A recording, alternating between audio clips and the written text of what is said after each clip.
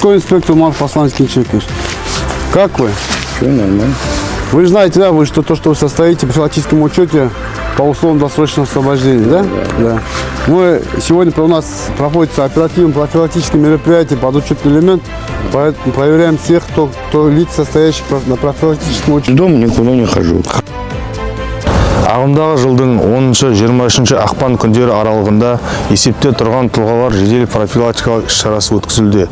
Номер 1 қалалық полиция бөлімінің, жергілікті полиция қызметінің, учаскелік полиция инспекторларымен заңдылық пен тәртіпті қамтамасыз ету мақсатында есепте тұрған тұлғалардың мекен жайы бойынша тексеру жұмыстары жүргізілді.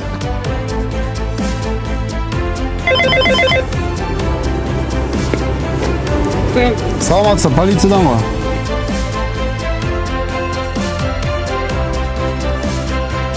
Можно войти?